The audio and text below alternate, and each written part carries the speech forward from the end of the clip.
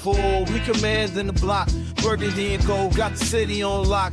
Hustling plays, ain't no need to pretend. DC reppin' strong and we fight to the end. Commanders moving, no breaks, no pause. Hands in the dirt, respecting the call. K-Dot in the mid, dissect the grind. District divider with a city in mind. Trying to dance why, don't miss a bit. And you gotta spread the words, so shit is shit. K-Dot. Welcome everyone to District Divided, a DC Sports Podcast. More specifically, a Washington Commanders podcast. I am Amit. That is K-Dot. This episode primary focus is the preview against the Philadelphia Eagles Saturday game. So it is happening a little bit sooner than we're typically used to, 5 p.m. on Fox. We will see how we do in that game. We're going to break down our offense against their defense, our defense against their offense, give our predictions as we always do. We have the comment mailbag as we always do. We begin the episode by briefly touching on Hard Knocks and do the All-22 review featuring our very own K-Dot for our win over the New York Giants. Before we begin this episode, if you could please like the video, subscribe to the channel, hit the notification bell, comment as you always do, and K-Dot. Share this shit, you know? It's our little collective right here. You know, it's holidays. I know people's emotions are all on 10, and we're about to be the only thing happening on football on Saturday against the Philadelphia Eagles. So I'm just saying, as far as things go, they could get dark. Could get dark. Just make sure you're here with us through all of it, okay? Share this shit. We appreciate that. And without further ado, let's go ahead and get into it, beginning with Hard Knocks. Another episode came out. We finally won a game. This time, it was cool to see us with the Hard Knocks cameras celebrating a victory, talking about the division tournament a little bit, seeing Zach help Ben out, Zach Ertz helping Ben Sinnott out. That was a cool moment. K-Dot, what were your thoughts on this episode?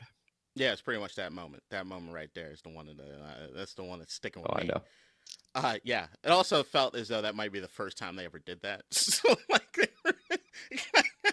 I'm just saying. So I'm gonna take it with a grain of salt.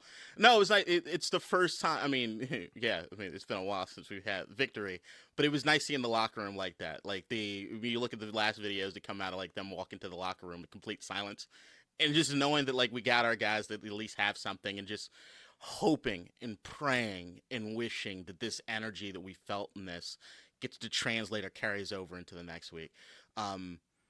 It was good just not being the doom and gloom team, although that damn camera lingering on Zach Ertz leaving the meeting room was just,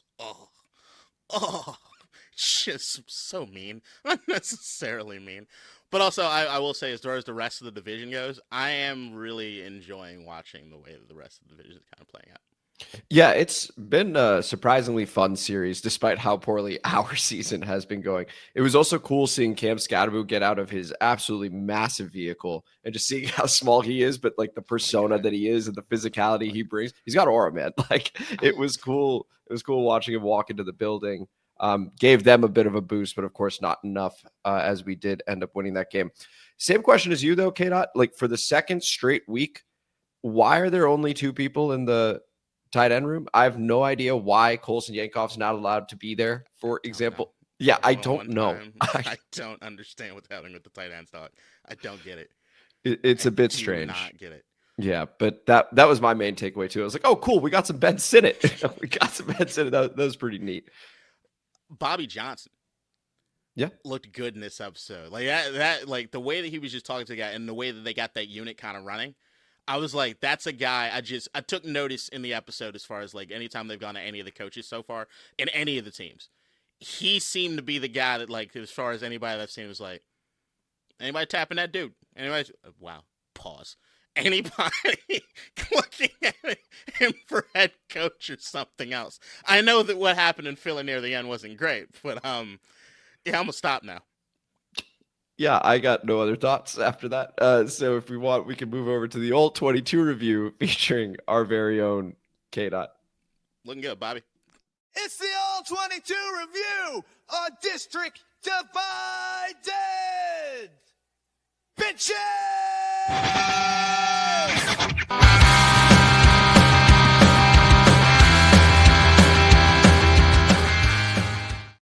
Once again, the Washington Commanders won 29-21, snapping an 8-game losing streak, and did so on the road against the New York Giants. Once again, 29-21. Marcus Mariota was the quarterback for this one, not Jayden Daniels, who has been shut down the rest of the season. I'm sure we'll touch on that, K-Dot, who has looked at this game with not his 50, not his 60, but his 70 screens to tell you exactly what happened in this game. So, K-Dot, over to you, beginning with the offense.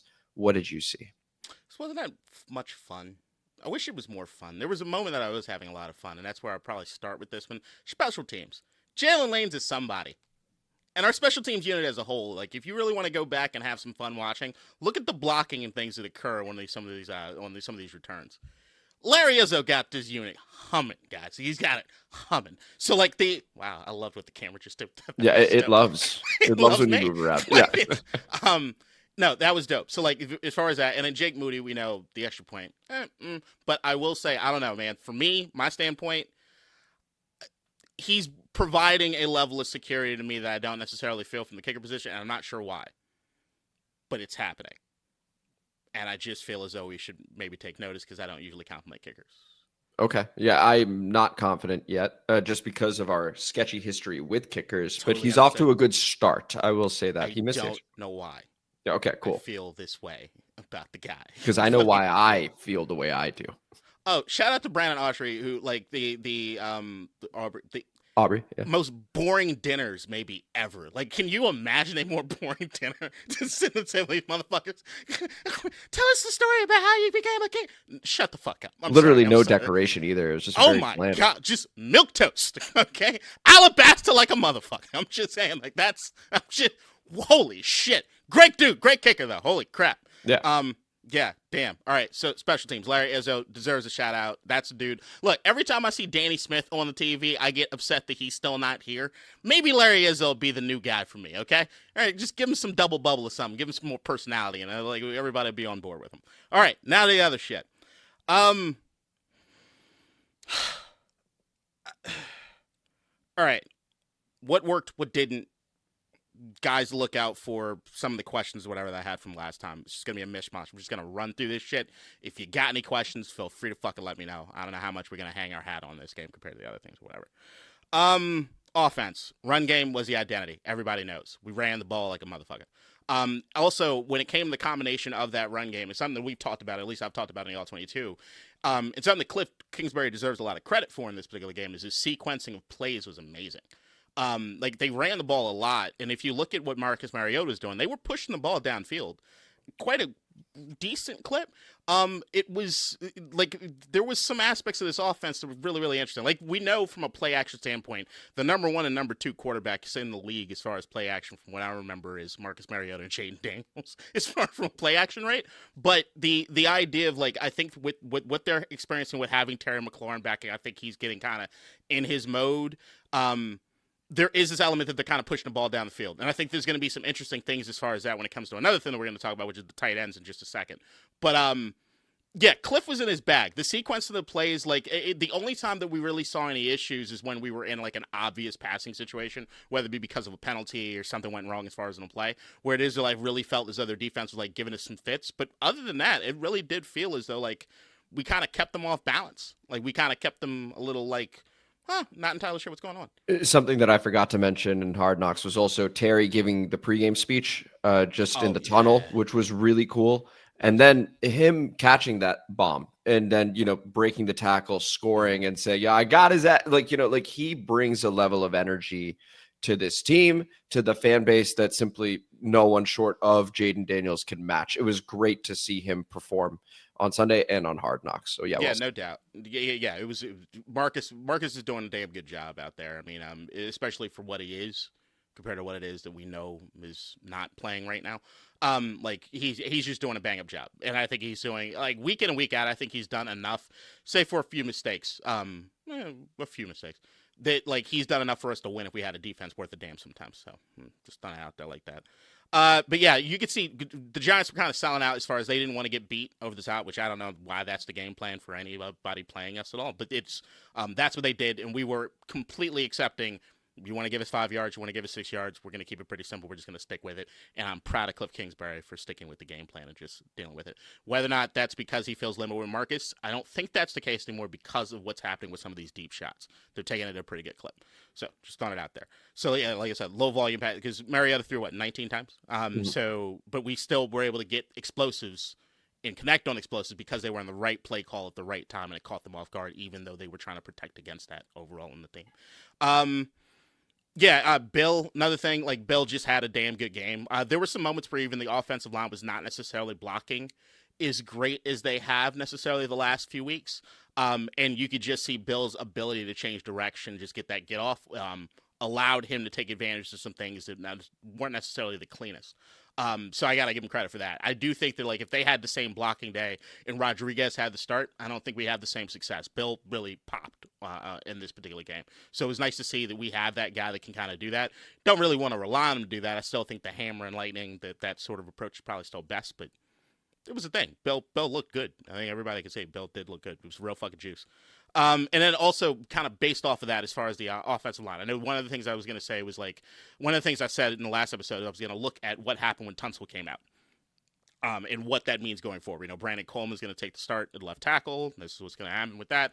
I will say, as far as Coleman's play, going back at least a little while now, I think there are a few things that we could say set in stone, and it was relevant in this game, and it'll probably be relevant going forward.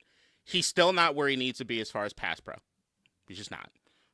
There's still some things, like you could see the pressure was starting to kind of get to Mariota, or at least it looked a little iffy at times when Tunsil wasn't in.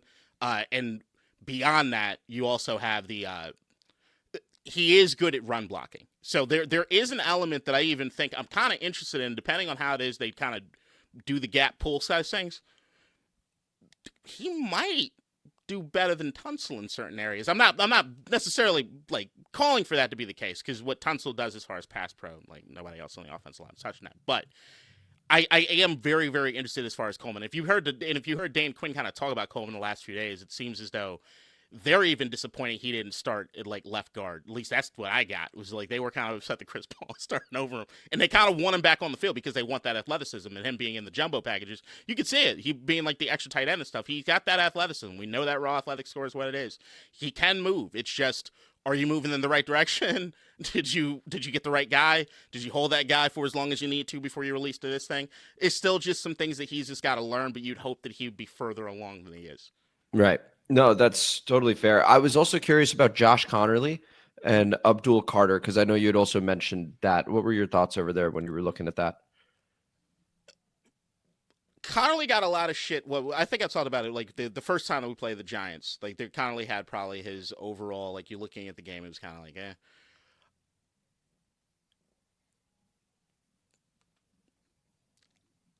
Connerly's going to be okay. He's going to be good. He's going to be good. I don't think that I don't think that the Giants have something, like, figured out on Connerly. I do think Connerly is one of these guys who you just kind of watch him, he gets in his head. Every once in a while, maybe somebody beats him, there's some leads to something else, what have you. But I just want to say good things about the kid. I do think that we're in a good place with him, but I do think certain games, be it like the one we're circling for this Saturday, keep an eye on him. Yeah. And overall, he's had a good season, like everybody knows. And, like, he has progressed over the course of the season, which has been nothing short of excellent. Any other thoughts here on the offensive side of the ball? Nope, done. Defense, Mikey, best game this season. Like that. Yeah, no, good job. They tried him. They tried him in this one, and Mikey, he stood tall. This is probably the best overall game I've seen from him. And I think a lot of that has to do with the guy who, where the fuck have you been, Antonio Hamilton. See, we're still working on it. No, I'm gonna forever call him Anthony Hamilton. It's just funny to me. Yeah, when you go back and you watch the tape, it wasn't like, who the fuck are you? And why are you doing? Why wait until now to do these things? Like, he looked like he was dogging. Like, there's no getting around it. He played his ass off. Like, he played his ass off. I got no notes, especially from what I've seen from the secondary going forward. Like, I'd look at that motherfucker and be like, yo, if you could put that together over the course of the season, you're our defensive MVP, no doubt. Like, what the fuck? Like, it's not like even Trey Amos could have learned something from what it is Amos was doing out there. He was the best I've seen. As best I've seen anybody on a secondary play, as far as from a coverage standpoint, all season long. Now, can I? I was looking at the snap counts earlier, and I was a bit puzzled because I saw that it looked like we only played 3 corners. Did we, in fact, only play 3 corners? Yeah, that sounds about right. That's incredible. Okay, cool. Yeah, the safety Just a fun rotations fact. were crazy. Had to be.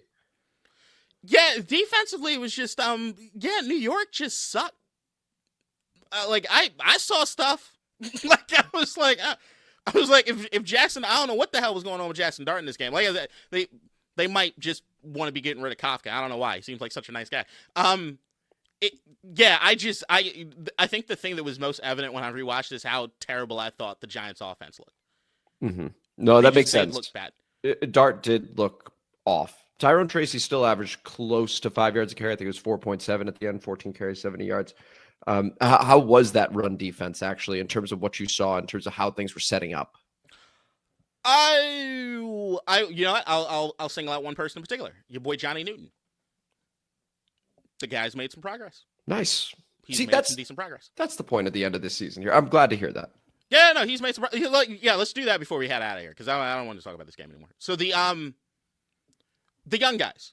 So if we were looking at the young guys, you look at Jaylin Lane, you look at Ben Sinnott, you look at Johnny Newton. Let's call those the young guys. Sure. All had good games. Like the Jaylin Lane, come on, man. Like you ask anything else from the kid? Then beyond that, you look at Johnny Newton had himself a day where it was like overall from what number one, they kept him out there more as far from a rush defense standpoint compared to the rest of the season, so I can't necessarily extrapolate that the complete way.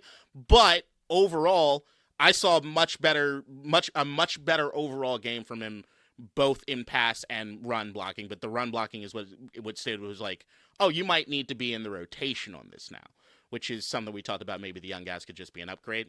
Not necessarily saying that outright. It's just one game, but I'm completely content with seeing Johnny Newton in more packages out there on the defense. I think you could trust him with it. So that was decent. Oh, that's exciting. That's exciting. Mm-hmm. Then any final thoughts here before we move to the game preview? Yeah, Ben Sinnott, y'all gotta start throwing to the tight ends down the field. We've been throwing to the tight ends all season. Sorry. You guys gotta get started with these guys, not named Zach Ertz. There you go. Throwing the ball down the fucking field. And I'm sorry, but I like John Bates, I like Colson Yankoff. No one's doing a better job overall than Ben Sinnott right now. With that, we will now move to the game preview against the Philadelphia Eagles.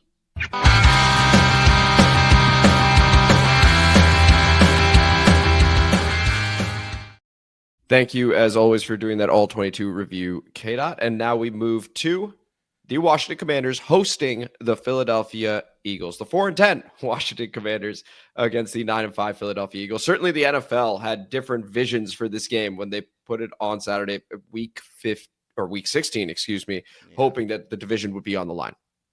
It really isn't. If Philadelphia wins one more game out of their final 3, they win the division. If Dallas drops one of their final 3 games, Philadelphia wins the division. So over here, let's go ahead and set the context for the game in the form of the injury report, as we always do. K-Dot, beginning with us. Thank you. You can see that Eddie Goldman is out. Jayden Daniels has been shut down for the season. Again, we'll probably talk about that when we're talking about the offensive side of the ball. Laremy Tunsil out. He got hurt initially, I want to say with the shoulder injury in the Giants game, then goes back in, comes out again, this time with an oblique injury. Colson Yankoff out. So we talk about Ben Sinnott getting opportunities. It's literally just John Bates and Ben Sinnott at this point.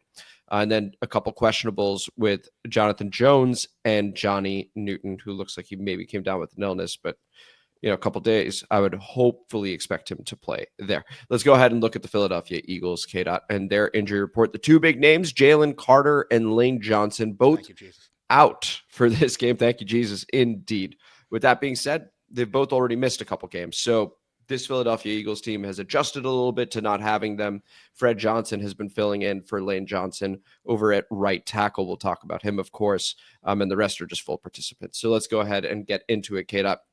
Beginning with our offense featuring Marcus Mariota at quarterback against this Eagles defense that still has plenty of talent. They still have Nakobe Dean. They still have Quinyon Mitchell, right? They still have Cooper DeJean. They still have these guys that are very, very good. Jordan Davis against our offense that look like they were maybe establishing an identity that you and I want in that last game. Will they continue to do it? What do you see on this side of the ball? This game could go a few different ways. Do I feel confident in anything? No. I'm glad you didn't say exploit, because I would have yelled at you again. Because of my research. The word exploit's not coming in. Yeah, it's not a good word. Yeah, man, look, everybody knows Philadelphia's not necessarily playing. They're not playing as good as they did last year. Everybody knows it. I think we're going to talk about probably more about that from an offensive standpoint than a defensive standpoint, because they still do some things on defense. It's like, oh, that's impressive every once in a while. And coming off the game they just had against somebody's side piece team, I don't know. They shellacked the fuck out of those motherfuckers. It doesn't matter how bad you are in the league, you get shellacked like that. Somebody did something to you. They're calling the Raiders everybody's homecoming game. I made better choices in life than picking them. I should have known better. What the fuck was wrong with me, man? Goddamn Raiders, stupid sons of bitches. Look, man, this game, you just got to try to stick with something, and the something is the things that we like. This is going to be a very boring preview episode. Run the ball, keep the short game shit going. If there's one suggestion I might have is, instead of spreading out in this particular game, let's bunch. Let's keep things near the line of scrimmage. I need people running and people being able to get releases off of things, because we need some sort of separation. One thing that I did see in the facts on the last game, and something that's really noticeable if you see Marcus and Terry play, they have not completed like a tight window throws to each other. I think I think it was like one he's completed to him or something over the last game. It just hasn't been that thing. There's a separation issue that's happening sometimes. Mariota does not necessarily have the same arm or is going to do the same things as some of the other guys are going to do, which is so weird as far as the Jayden is. Like, how does Marcus being the less safe quarterback that Jayden is, but then Jayden looks like, Lord, maybe it would look still bad. I don't know. Whatever. We got to get guys open. And I think the guys open, we got to kind of rely on somebody's physical attributes. This is also a game that, I'd be, you see the Ben Sinnott, chip block and go out. That's something that I expected I want to see in this particular game. I actually want to see Bill in the pass game. I want to see them kind of having him out and see what it looks like as far as catching some of these routes. This feels like a Jaylin Lane type game. Somebody with just some of the burners to try to get away from people. But for the most part, you're just going to keep things as boring as possible. They're going to play boring, too high, just kind of stick to a fucking shell and then tell you, hey, we're going to see what you can do. And if you're behind the sticks, you're fucked. You're fucked.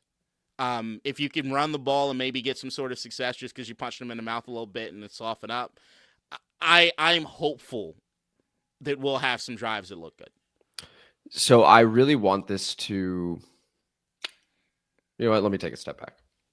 So I was looking over the numbers and thinking, okay, Philadelphia, bit of a slump. They play the Raiders. They get their get-right game. But is everything truly all well and good? And then looking at the defense in particular, it's always been all well and good on this side of the ball. They are excellent. They're not as good as they were last season, which was a borderline historic defense, but it's pretty damn good. So when you look at the Eagles and you see the national narrative of oh, what's wrong? They're not talking about the defensive side of the ball. It is all about the offense and what Jalen Hurts shows up. So we'll get to that portion. But the defense over here, no clear weaknesses. I want this to be the Ben Sinnott game, right? Colson Yankoff is out. John Bates probably going to be used a lot to help out with the pass rush. The last couple of weeks, they've gotten 7 sacks on Justin Herbert and 4 on Kenny Pickett. A couple on Caleb Williams, who is very difficult to sack. Caleb Williams. I know he had his sack record last season, but he's elusive this season. It's hard to sack him this season. They managed to get him twice. They've been forcing turnovers, 5 straight games with an interception that they've gotten. So this defense is very, very good. You can kind of run on them. That's your path forward, like K-Dot was saying, but it's kind of, even without Jalen Carter. So this is, I was listening to Doc Walker, who, by the way, I absolutely love Doc Walker. And I would love if Doc Walker were someday on this podcast as a guest. That'd be awesome. This is about who wants to be here. And what that means is it is about being more physical, because statistically, there's nothing here. Truly, there is nothing here. So the offensive line, the tight ends, right? If we're playing 2 tight end sets, block your ass off. Get push, allow Bill, allow Chris, allow Jeremy to be able to get positive yardage, right? Make it easier for Marcus Mariota. Terry McLaurin, this is going to be on you to be able to get past Quinyon Mitchell, who is still having a really, really good year. And he had the interception in the NFC Championship game, right? So this is where you need these guys to show up. If I had to pick one player to go off, this is what you brought Deebo Samuel in for. Yeah. Right. Like, this is the element of, oh, okay, if the running game isn't working north-south, maybe a little bit of east-west over here. Or heck, maybe I'm lining him up in the backfield as the hammer, right? If Chris Rodriguez isn't playing. You just got to get creative on this side of the ball. You're playing with the backup QB of Marcus Mariota, who's done well, but is susceptible to turning the ball over. So this is who wants to be here next season, who wants to put good film on, so that we know what we got. Like, this is that kind of game. It's just effort. It's just, you got to want it more. I'm sorry, it's lack of true analysis, but like, they are number 1 against tight ends. They are excellent against quarterbacks. Against running backs, they're allowing a middle of the pack average. Like, they are a very good defense. I just got to give them their flowers, K-Dot. No, you have to. Like, at the end of the day, like, if we're going to say what's the number 1 reason that we could potentially win this game on both sides of the football, it'd be NFC East fuckery, in the sense of like, we just do this to each other sometimes. Like, if you go there and you're more physical and you punch the other team in the mouth, sometimes you get to pull off things in the NFC East. Like, this is gonna be one of those things. I don't know what the temperature's gonna be like. Probably what, like 40s, 30s, 40s, something like that. Yeah, this is a punchy in the mouth sort of game. Like, I'm with you. You're just gonna, to me, you keep it kind of boring. Like, in my opinion, the success is, I don't really want more than like 3 or 4 deep shots the whole game. Like, that to me is a success. That means that we're running the ball, at least at a clip. And it also means that we haven't gotten stuck into a passing situation, which means they haven't pulled so far ahead of us. But if you're just in a position where you could just, hey, let's just run the ball. Let's just run the ball, see what we can do, soften it up, try to get into like the 2nd and 5 sort of situations and kind of go from there. Debo, all these other guys, I think this is going to be a game where you got to kind of live in motion. You got to get dudes moving and try to get that free release, man. If you don't, they clamp down. And I've seen our guys run routes. Yeah, honestly. But it is an opportunity for a guy like Jaylin Lane, who is quicker, right, to be able to get some separation. And he's playing well right now, right? In special teams, he's doing a fantastic job. He's a somebody. Like, can he also be a somebody on offense? We've had a couple routes, those little stop and goes where he gets a lot of space. Can he do one of those? Can he run a quick slant? Speaking more to that running game, the last 4 weeks, Javonte Williams, 20 carries for 87 yards, 4.4 yards per carry. That's sort of what I'm looking for, right? Something like that would be great. DeAndre Swift and Kyle Monungai went off on Black Friday against them. I think that's more the Bears' offensive line just being awesome this season, and Ben Johnson's run fits. Like, he just out-coached the hell out of these guys. And they went for 18 carries, 125, 22 carries, 130. They each scored a touchdown. I don't think we have that in us, which is why I'm not hoping for that. But it goes to show that you can maybe get something on the ground. But the Chargers like to run. 14 carries, 44 yards for Kamani Vidal. 13 carries, 56 for Omarion Hampton. That's modest averages over there. That's not very good. And then Ashton Genty, it's not even his fault in LA or in Las Vegas. Just that offensive line is putrid. So we'll be better than that. But look for that Dallas game, that 20 carries, 87 yards. You're looking for something like that. Stick to the run. Don't turn the ball over. See what the defense can do against the Eagles offense. Any final thoughts over here, K-Dot? You cannot turn the ball over. Cannot turn the ball over. Let's go ahead and flip the script. Let's talk about this Commanders defense that looked a little bit better last week against an Eagles offense that also looked a little bit better last week against the Las Vegas Raiders. But short of that, they have been up and down this whole season. What do you see on this side of the ball, K-Dot? They're sloppy. They're just sloppy. Like, the thing is, they have so much fucking talent that they can talent themselves into success, period. There are some times where Jalen Hurts looks godlike throwing a football. There are more times when he doesn't. Saquon Barkley has moments we've seen in certain points this season. He's had moments where he just goes off and he takes off, he does whatever. for the most part, he hasn't been that this season. The blocking hasn't been as good. The play sequencing hasn't been as good. The bunch of malcontents as always, even though Hard Knocks is making it seem like that locker room is really, really strong. And they're doing a really good job of that. I don't buy it. We all know A.J. Brown's bitching about things. We all know that everybody's a little upset about certain things, but they just got so much goddamn talent. Like, this is one of these games where, like, if they decide that they're just going to be better than everybody else and actually play together, and if you're going to have a defense that's not going to, like, challenge them in any way, yeah, they're going to run roughshod on you, and they could do it any way. I could see Dallas Goedert having 100 yards. I could see Saquon Barkley going for 200 yards. I could see maybe Saquon Barkley's not even filling up to it, so you give Tanks Bigsby the fucking ball a bunch of times. Like, you could see any of it fucking happening, right? Like, it's just what is our team going to do as far from a dictating standpoint? Are we going to be able to keep them off balance? Are we going to be able to stop the fucking run? You got the guys. I know most of them got hurt over the course of the year, but remember, we built this team basically on defense to stop this team because this is the team and how it is that they beat us. So what you want to do is you really want to come out against the run. You cannot let that be the reason you lost this game because Saquon Barkley had 25 carries for 250 fucking yards. You can't let that be the case, okay? If Jalen Hurts beats you, Jalen Hurts beats you. Your secondary kind of sucks. It is what it is. You try to get the pressure where you can, but you do not let Saquon take off on you. He's not feeling great. Take advantage of that fucking fact right now, okay? In my opinion, if you're watching this game and Philadelphia has a few 2nd and 5s, we lost a lot, okay? No, you can't do that. To K-Dot's point, you want to stop the run first and foremost. Now, Saquon himself has had a down year, right? Especially relative to last season where you could make the case he could have been MVP. He could have broken the rushing record, but he sits out that final game against the Giants. This year, the last 4 games, he's averaged 2.2 yards per carry, 4.3, then 6.1, then back down to 3.5, right? So, like, that's not the Saquon we know from last season.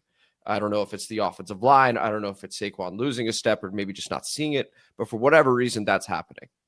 Now, looking at our chess pieces, right, Eddie Goldman is out, right? And that is a space eater that we're missing.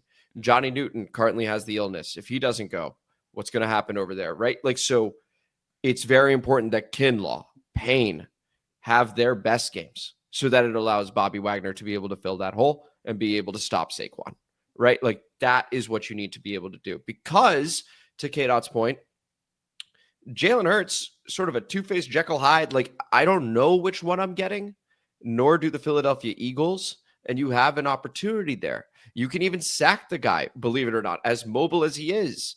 I think I want to say it was like 4 sacks in 3 straight games or something like that. Oh, it was 3, 4. And before that, it was 6. Yeah. Right? Like, you can do it against these guys. Now, more recently, they've cleaned that up.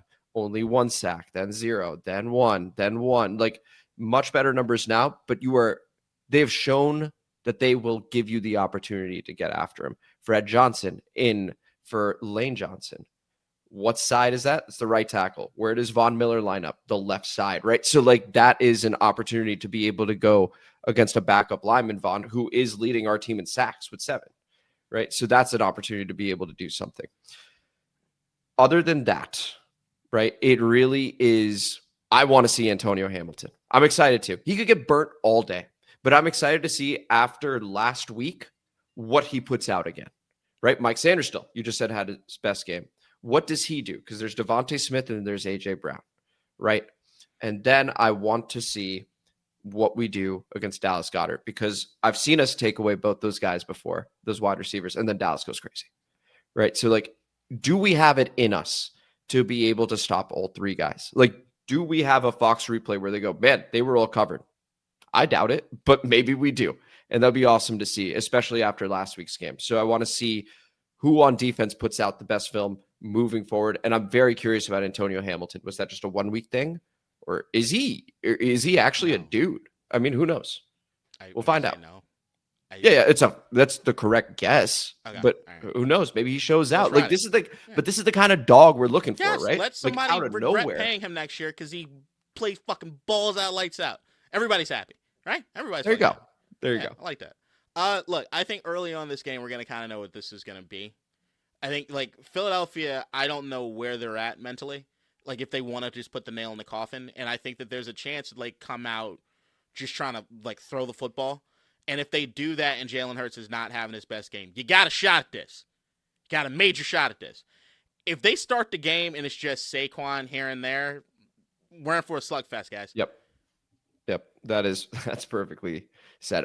Also got to be said that we have, I think, the worst or maybe second worst first quarter point differential, and the Eagles are up there. I think they're top 3 over there. So like if they get off to a fast start, it's what they're used to doing, and it's something we're not used to doing. I will say on this side of the ball, the Eagles have, I want to say, the 5th worst 3-and-out percentage in the NFL.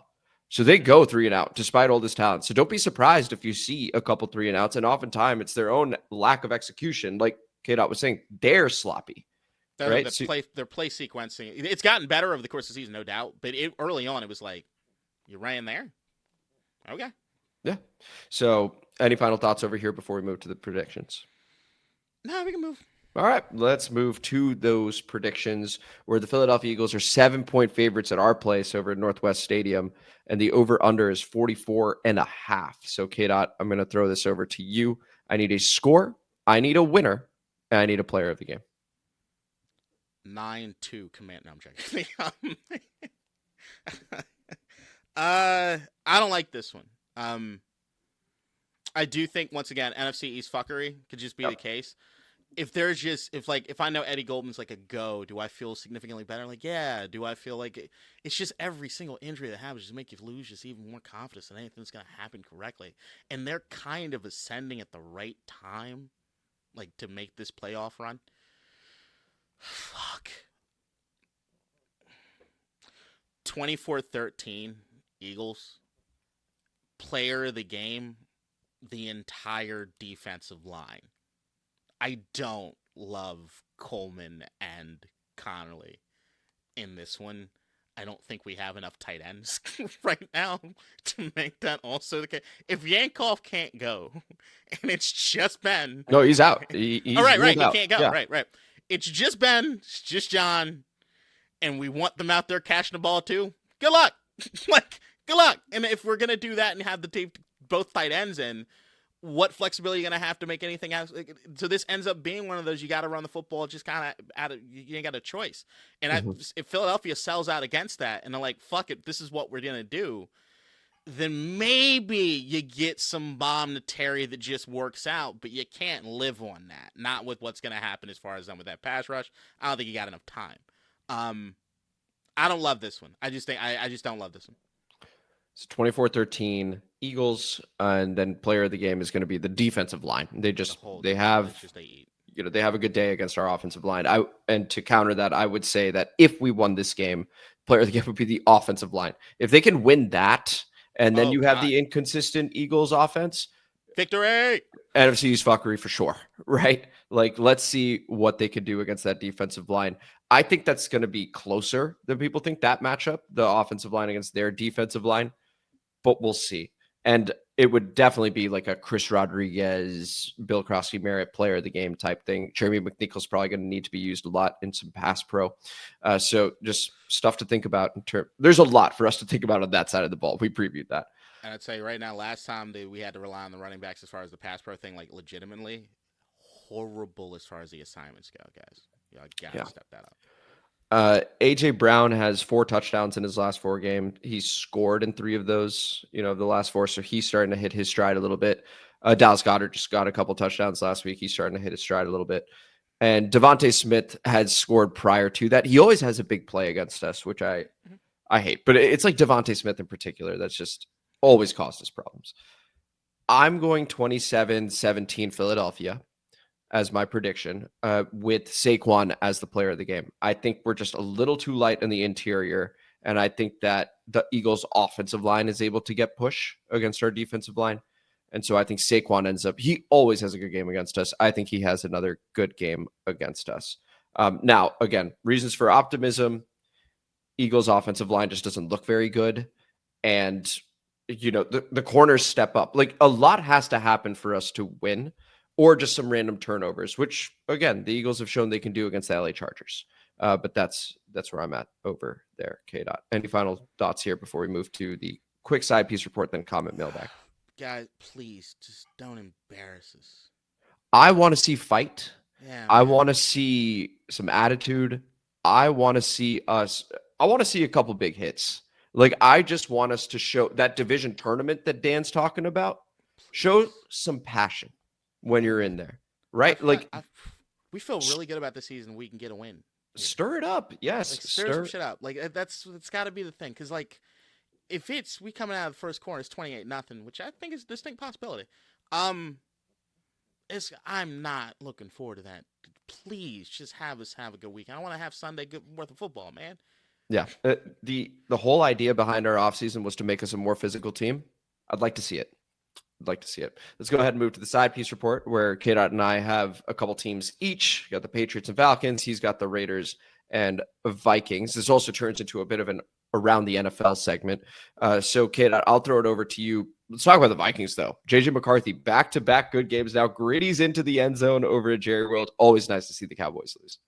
He's already become one of the best fucking fake out guys in the league. He's great at it. He can like hide. Saw it on Hard Knocks. Dak was like, I got fooled too. Yeah, man. Just gonna keep it pretty measured as far as JJ goes, but I'm feeling good about the direction in which they're heading. The thing with the JJ stuff, and you heard them talk about it, Chris Collinsworth was doing his damnedest to keep everybody really in it the entire time. When him and Justin Jefferson finally figure it out, it's gonna be awesome. They haven't yet, but once they do, if they do, it will be awesome. Yeah, man, I like where, I mean, I don't love where Minnesota's at. I thought that they'd actually be vying for that fucking division lead, so that's annoying. But overall, JJ's trajectory, I'm feeling okay. Oh, he's certainly starting to play a whole lot better. Who do the Vikings have this week? I don't even know.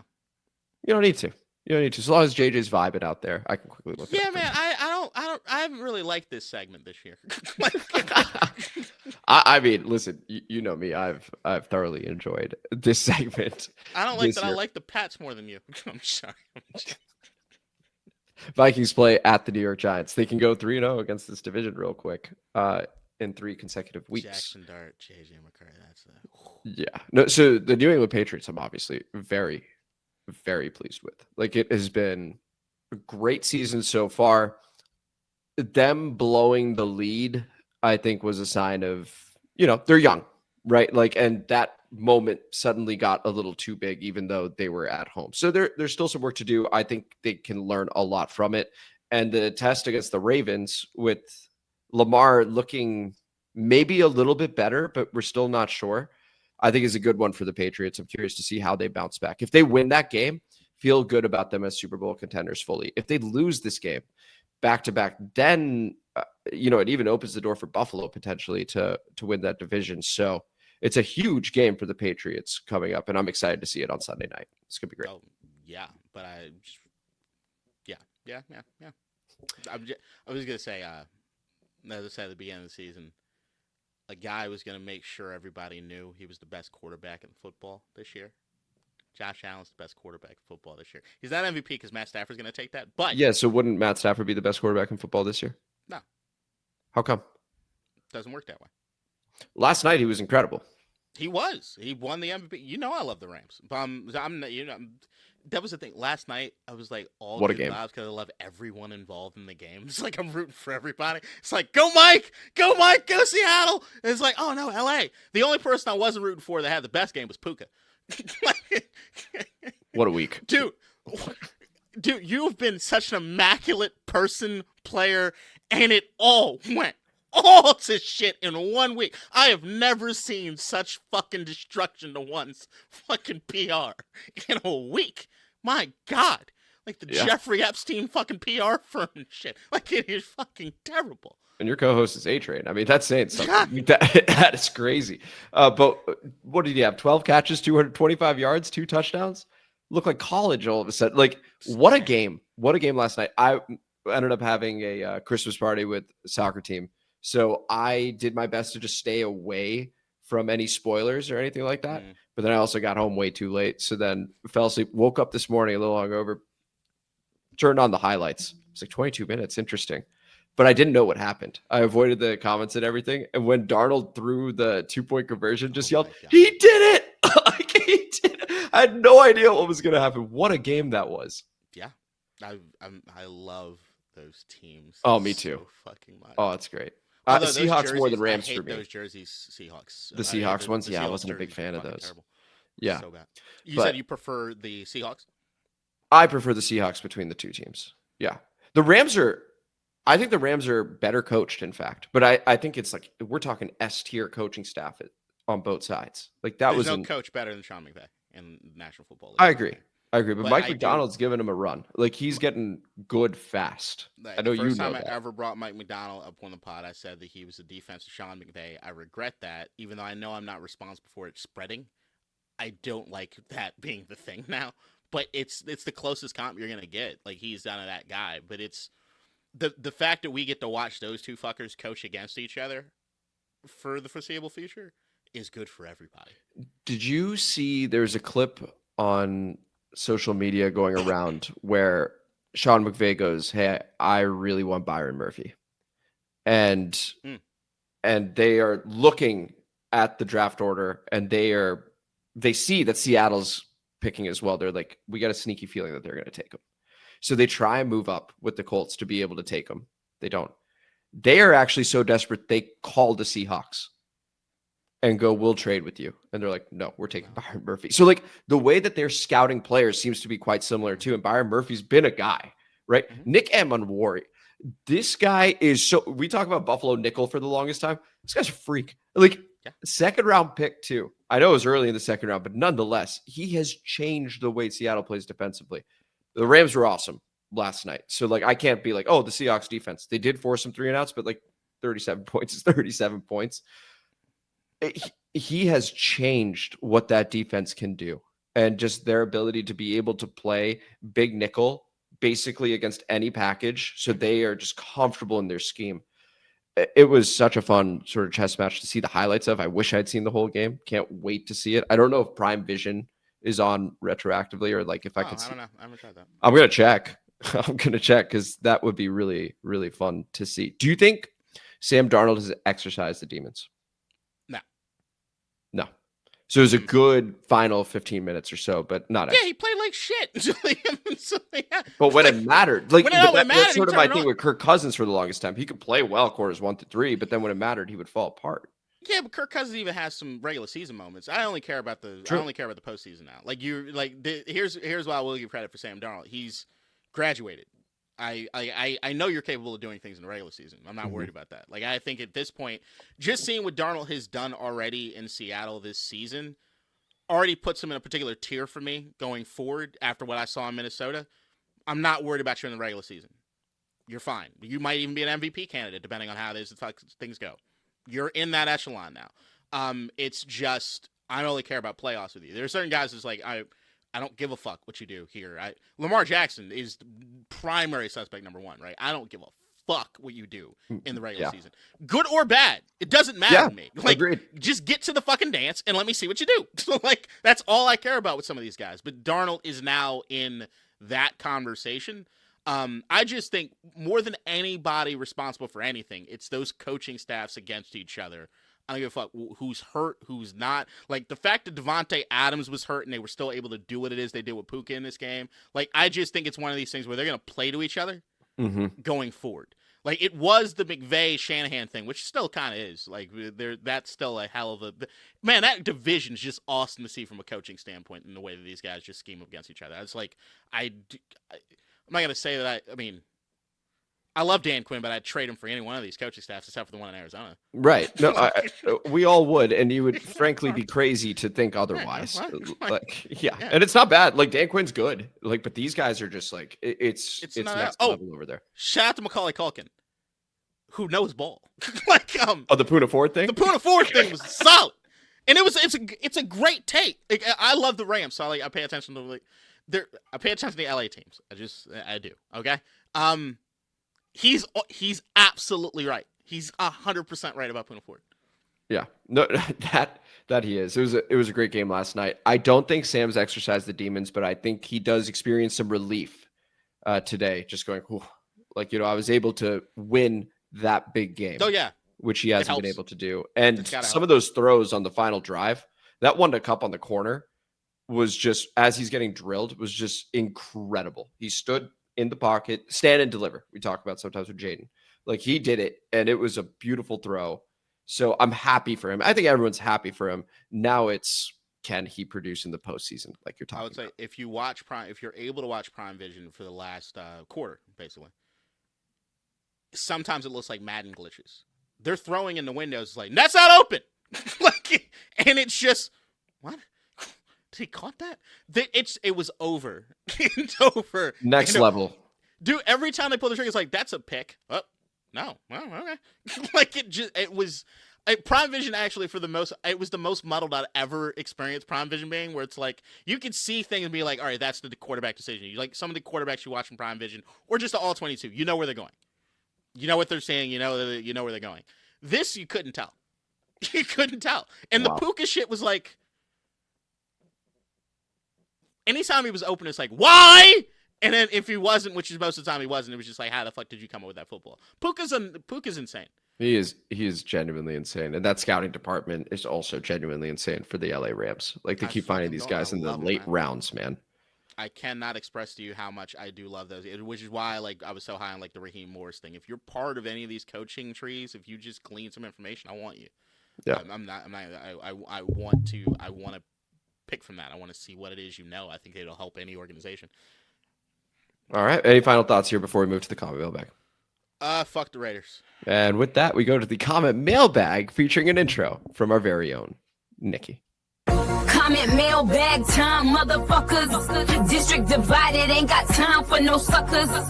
Spread the word, get in line. OGs and new G's, it's your time. And spread the gospel, cause this shit is divine. Yeah. All right. Thank you as always for that intro, Nikki, as I just open up my phone here to get to said comment mailbag. Go ahead, get up. We did not at all talk about your Falcons, though. How do you feel about Kirk Cousins being better than Michael Penix? He's not. He's just having a nice little swan song. That's all it is. All right. Yeah, okay. Cool. Any other thoughts? It was the Bucks. Yeah, but anyway. No, but he, okay. Anytime he sees that Buccaneers logo, he goes crazy. Ever since you like that game. Like, you look at his numbers he threw for 500 yards against them last season in one game. Like, he loves playing the Bucs. Hey, Kyle Pitts. Oh, is this the year? I missed our fantasy football playoffs by 18 points. My team then went godlike. What would have been the first round? I think I put 160 or some bullshit. Like, I would have trapped. My team hit exactly when I thought it would. God damn, Joe Burrow. We go to Coach Matt Stafford. What the fuck? We go to Coach Lombard to begin, who goes, I should define my terms. My comparison to Tebow is both guys are charismatic, athletic, and clutch. Get the fuck out of here. Which Stop. I am absolutely pushing back on immediately because I reread the comment and there's no way that's what you meant. What's that? How do you contextualize that, Coach? How do you do that? Well, the Nathan Perry shout out, they go back and forth. He's like, dog, that's bullshit. There's no way. He immediately is like, there's no way that's what you meant. So anyway, they go back and forth, but need to read that to get that out of the way. Appreciate you as always, Coach. Yeah, no doubt. Crazy take, though. Crazy take calling a black team. It was insane. I meant charismatic. The administration should hire you. Yeah. We go to the Nathan Perry shout out. On one hand, I'm disappointed Jayden won't get reps during the division tournament.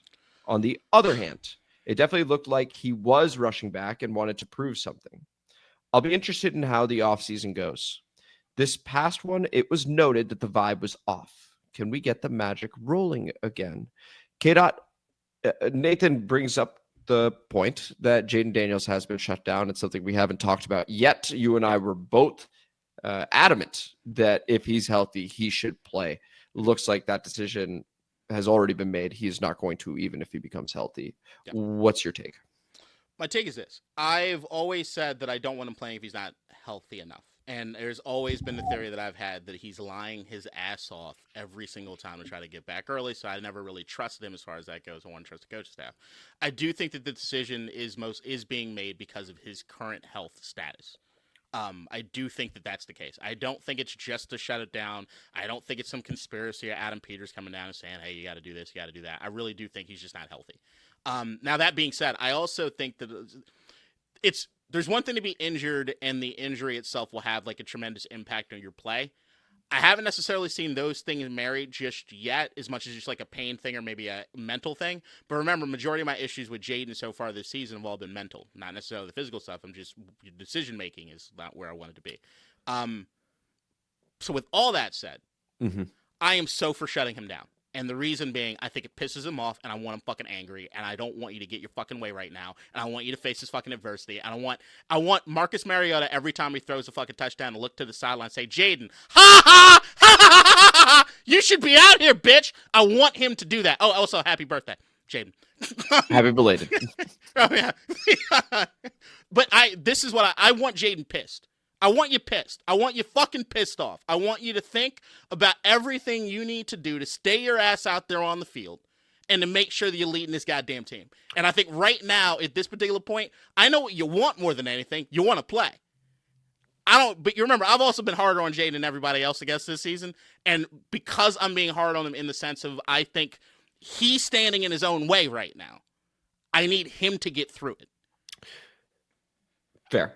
I think that this decision did come from upstairs because I don't think that there's a reason to just shut him down knowing that he's already limited in practice, right? So I think he is fine in the next week or two. So like if you could play him for the last regular season game, I don't see why not, right? But we have already ruled out that possibility. Right. Therefore, I think it did come from upstairs. They go, we've played players, actually most recent example, Laremy Tunsil, played players who are hurt.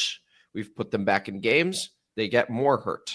We saw that with Dorrance Armstrong as well, for example, right? So, and then we lost him for the season. So I think that there is an element of the GM protecting the long-term interest of the team and going, hey, I get it. Like the reps matter. At the same time, we're seeing some stuff. We just saw Mahomes tear his ACL. We don't want to start on the back foot or risk that. Laremy Tunsil is going to be out.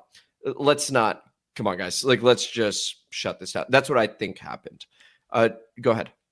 I haven't really done a whole lot. I'm busy. But has Keim talked about what happened? I haven't kept up with what Keim has said about it so far, but that is certainly something I'd be interested in because he typically is right. Yeah. I want to look at that. I'm very curious what he's saying as far as the front office thing, because I understood everybody's thought process when you heard the change of tune from Dan, and when Dan even says that it's got to be a decision that everybody kind of talks about, where I get it. And that's fair. Like, I think the more people talk, the more it's like, yeah, even Josh Harris is probably involved. Like, everybody's involved with this decision. But I do know that Josh Harris is also a guy, when he's not hanging out with Jeffrey Epstein, that he makes sure that he wants to understand the decision-making process. So, like, he might not be the guy that says, like, hey, but he wants to hear, like, why would you want to do that? Or what's the reasoning behind that? So, yeah, I can understand that everybody's probably had a conversation about it. I'm just... Anytime I hear anything as far as the front office getting involved with any decisions, I know this fucking fan base. And what I'm trying to figure out, and I'm trying to make sure that I do a clear line, this is not a Dan Snyder, Vinny Cerrato sort of situation. This is not somebody coming down and saying, fuck you, coach, we're going to do what we want. Right. I want everybody to know that this is a collective decision. It's different. It's different. To be clear, the way that I see that happening when I say I think it came from upstairs is I think the initial conversation was led by the front office, right?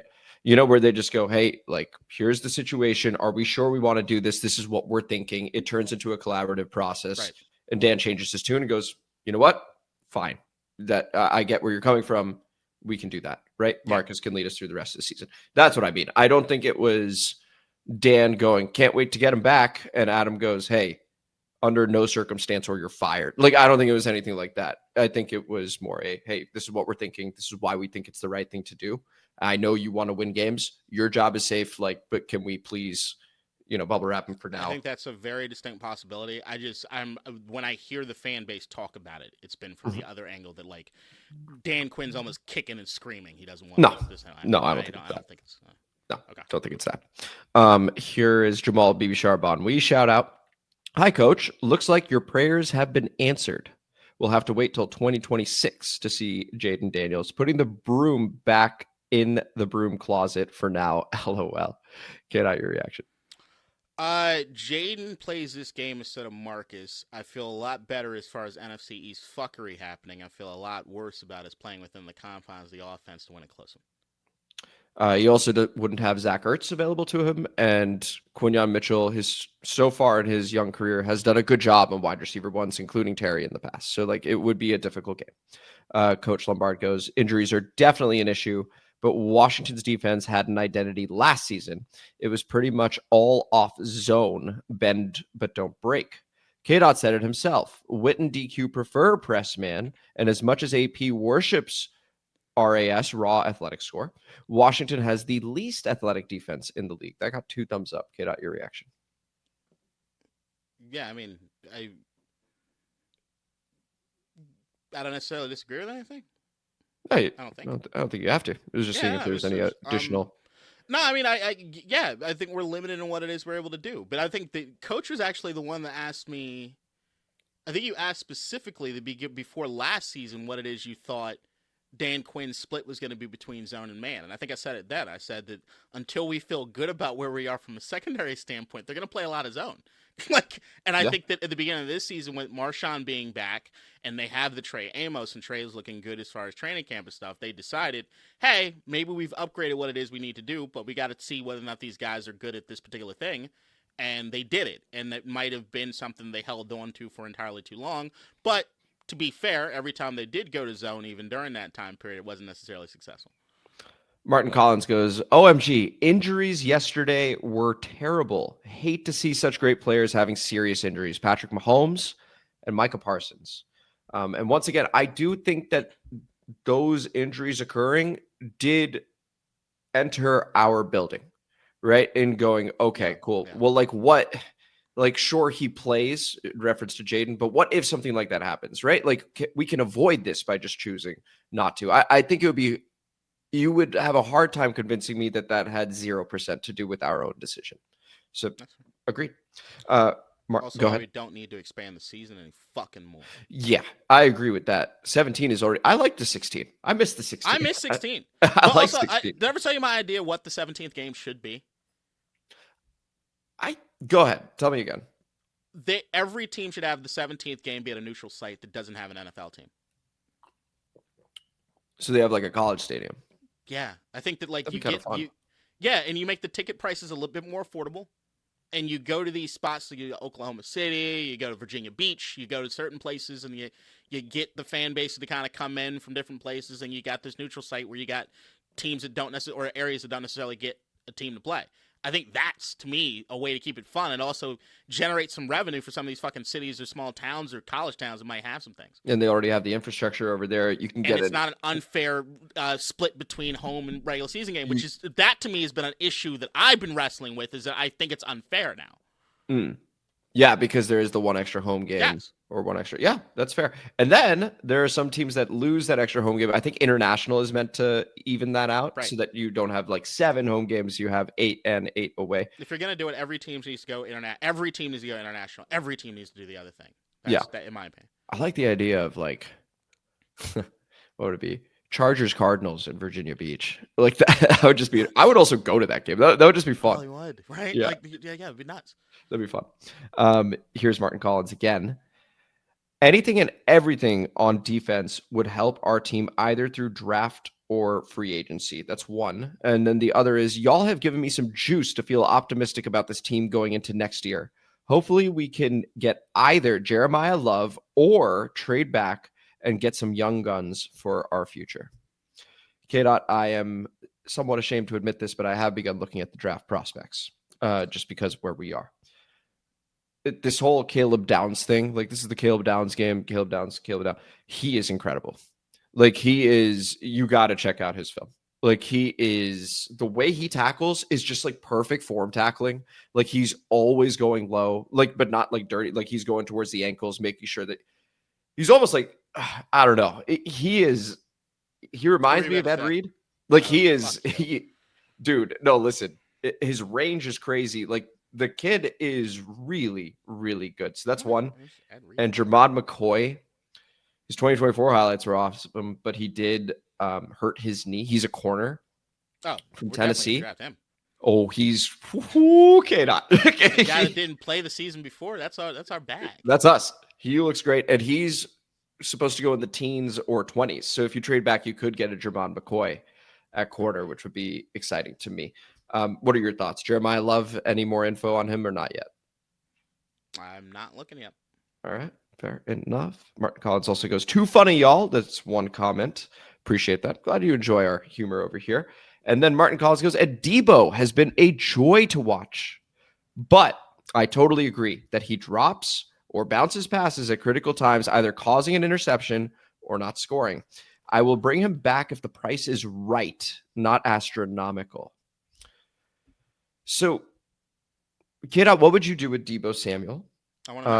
You'd bring him back? And then here's the other question. So Jacoby Myers just signed with the Jaguars for 3 years, 60. Mm-hmm. Now, I would guess that Debo's market would be anywhere between 20 being the floor, and he's not going to get 30, but like 20 to 26 annually is my guess. I would have to like look into it. Would you bring him back for 23 a year for like 3 years? Yep. You would. Okay. I don't like it, but I also like that. I don't love it, but you remember, I think the offense looks a lot different than what it's supposed to look like at the beginning of the season compared to what it is right now. It's been forced as far as like what it is we have. I don't think Cliff's doing what he wants to do either. I still think from a Cliff Kingsbury standpoint, from anybody's standpoint, I think Debo has a lot left in the tank from what it is that I've seen. That was something I did mean to go back to on the All-22 was to see everything as far as his ball, because I am actually curious if he is made out of rubber or what the hell is going on, but I'm going to look at all of those because balls keep bouncing up in the fucking air with them. I like him a lot. I do like him a lot, and as much I don't love the idea of getting these two receivers around 30 that both now have injury risk designations to them. It's not my cup of tea, but I do for 3 years. Yeah, man, I just think he's fuck. It's an interesting right. So, I like Luke. Here's what I'll say. Jaylin Lane's got to show me something on offense before I feel good about Debo Samuel leaving. Yeah, and that's exactly where I'm at. It's so funny because I remember when we first traded for Debo, we had Pauly Polo on as well, right? And you were saying, I'd still like another receiver. And I was like, no, we're good. I've changed my tune. I think you were right. Like, I do think that we need another wide receiver as well. So the way we keep Debo, and you have to make this decision beforehand, which makes this whole thing tricky, is I think you have to draft a wide receiver in the first 2 rounds as your number 2. Like, I think that's what you have to do. But the thing is, you don't have a second round pick, right? So like this whole thing gets very interesting to me because I do think you need a guy that separates. And looking at the free agents, it's difficult to find that unless they're a bit older. I'm tired of the older ones, right? So like if we want Debo back, I'm cool with it. It's got to be like a 2-year deal. So like if the price is right type thing. And I would have to draft a wide receiver either round 1 in a trade back, has to be a trade back, or round 2, because in said trade back, you would probably get a second round pick, depending on how far you move back. That's where I'm at. Too many variables for me. I'm backing away from it. So like I'm backing away from everything in the sense of I don't know. I think it's even a question whether that Cliff Kingsbury might be back next year. So like I do think that like a lot of things might be in flux, and if that's going to be the case, if we're going to be doing this power football sort of shit, jumbo sets, don't care about Debo as much. Sure. If we're spreading it out the way that we were, like the no huddle stuff, but actually moving faster and like the and like getting rid of the ball quickly, which is what I thought was going to happen, but it hasn't happened. If we're going to do that, the things that I think might work, Yeah, I want him back. But if we're just not going to do that, if we're just having guys run routes, then if I need somebody to play near the line of scrimmage to do some slot shit, I like what I've seen from Luke McCaffrey so far. And like I said, just at this particular point, I need to see Jaylin Lane. Yeah. Really do something. And we have invested in that position in the form of the 3rd round pick, Luke McCaffrey, and the 4th round pick, Jaylin Lane. Also, Ben Sinnott. If Ben Sinnott shows to be something in the fucking passing game over the next few weeks, I feel even better. He's got this. I don't think it's, well, maybe it is. I mean, he's entering year 3. Zach's obviously not going to be back next season, given that he just tore his ACL. And like, even if we did sign, let's say we signed him back for some reason, like he still wouldn't be ready at his age, like come September. So like Ben would have the opportunity. We got to see it from Ben though. Like, I know that it might be unjustified that we haven't seen Ben up until this point, but it could also be true that we need to see it from Ben. I'm just, it's not Ben. They're just not calling his number. I'm agreeing with you.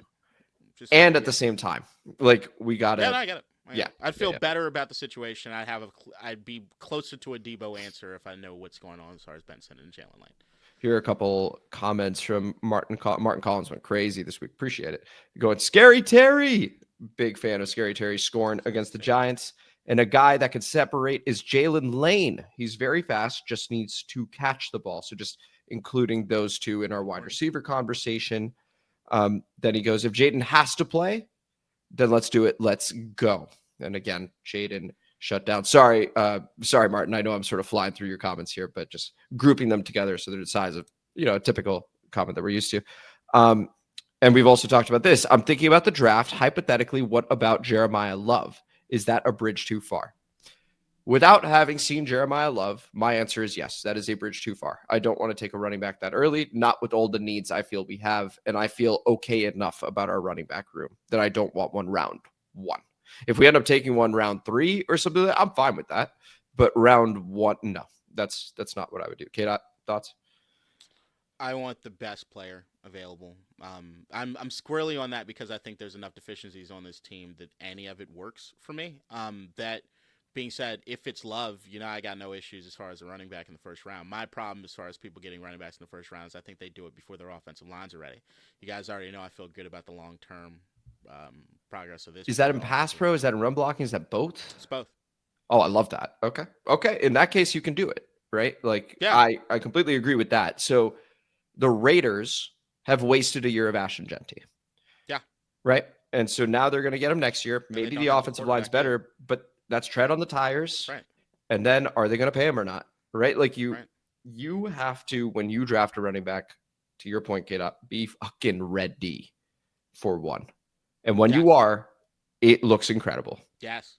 Yeah. So just if you're truly ready. Like the idea that if Jayden's put more fear behind people this year with his play and had guys like, all right, we can't let him just go out there and fucking pass the football.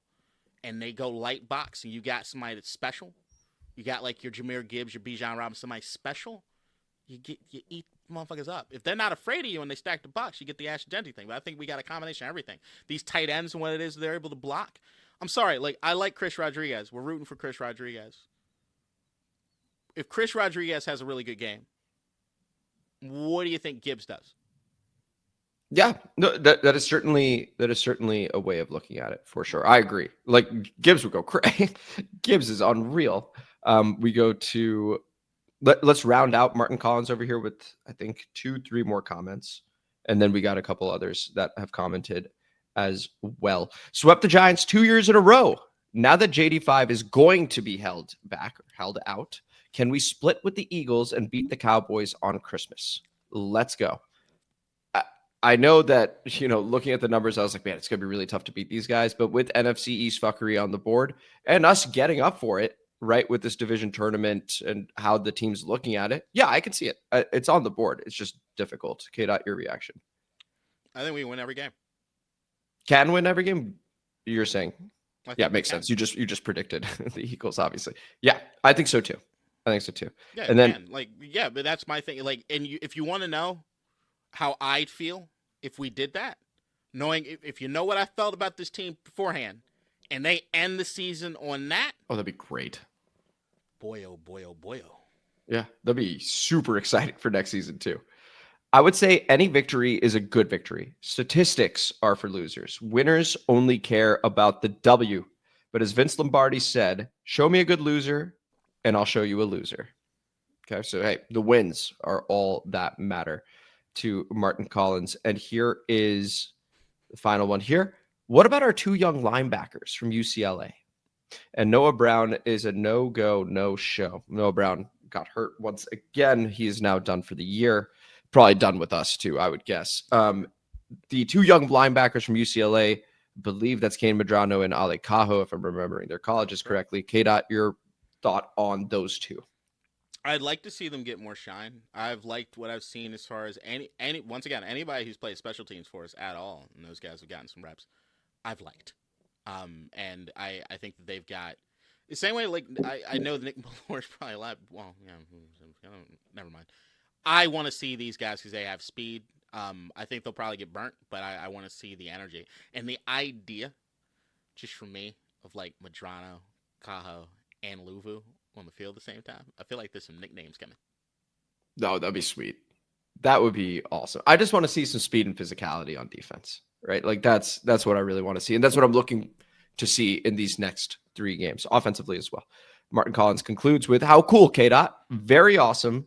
Didn't make the minimalist movie poster connection. Love it, because he had asked.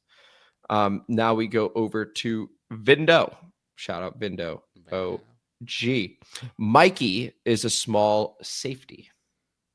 That's 1. And then 2, in the future, I can see him thriving in a 3 safety set. However, that would work. K-Dot, your reaction to that? Yeah, if you want to play 3 safety. I saw what Mikey did last year.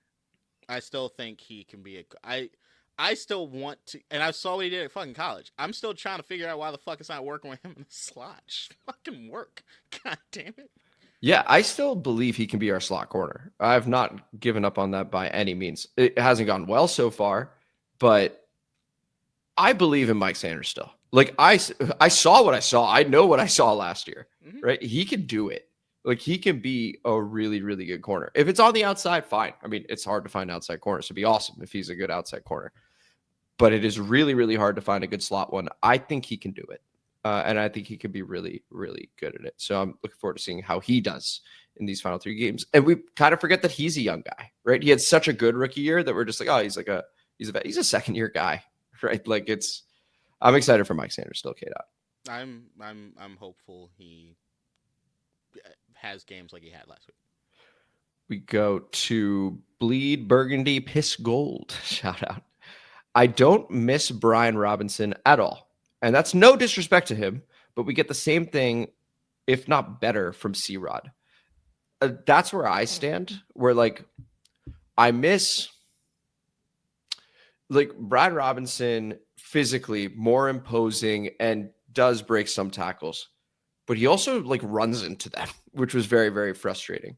Whereas Chris, I think, actually makes a cut first, then gets hit, and is able to get not as many yards as Brian Robinson would after contact, but is still able to get a little. And for me, that first cut is so valuable that he brings, because he averages damn near 5 yards a carry. Brian Robinson was not doing that. So I agree with Bleed Burgundy Piss Cold there, K-Dot. I look at it as another body. And then we go to Rennell Winchester. Is this the last one is the question. I'm just confirming. It is. So Rennell Winchester to round out the comment mailbag here. We cannot leave Wagner on an island. We need an edge rusher or 2. I prefer C-Rod. McNichols is a good receiver. Also, the other 2 are not. We need a linebacker. We need people to help the deep ball threat besides Trey Amos. And we need a tight end. Sounds like a Christmas list. Good time to do it. I'm glad we finally won a game, even if it was the worst team in the NFL. At least by win-loss stats. I would be excited to win another, though. I will take our current draft position, HTTC. K-Dot, your reaction? We need a lot of things. That we do. You know what I did? I ended up, just having a chill day yesterday. And rewatched the Commanders Bucks playoff game. And there were warning signs then that I clearly had rose tinted glasses on for. where the number of fourth downs we found ourselves in that we converted or not, you're finding yourself in fourth down a lot.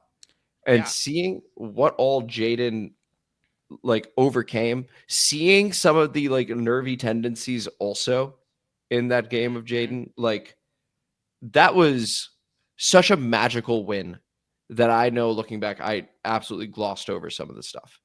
Absolutely. So hand up over there. It was a fascinating watch where I was like, wow, this team needs a lot. Like this team needs a whole lot. So yeah, go ahead, K-Dot. I can see clearly now the rain is gone. Like, welcome. Like, crazy, huh? This team needs a lot. You took a thing, yeah, right?